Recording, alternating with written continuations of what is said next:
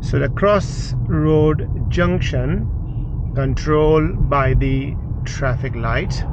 So I will be turning right at the next crossroad junction. So part of my observation, anticipation and planning, so the single lane will become 3.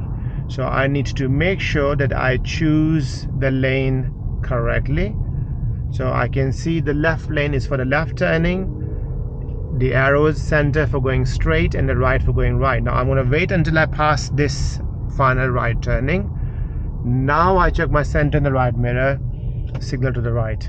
So crossroad junction, guys, 2 cars rule. So remember, if you have got 2 cars already in front of you, then do not leave your stopping line, hold back. So I have got only 1 car in front of me, so it means when the light did go change, I will be able to go behind in the box junction.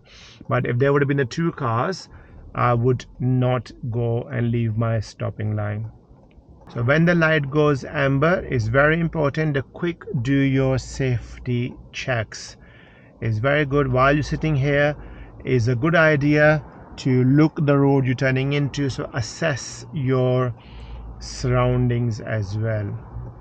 So I check my mirrors quickly. So looking ahead, nobody is coming.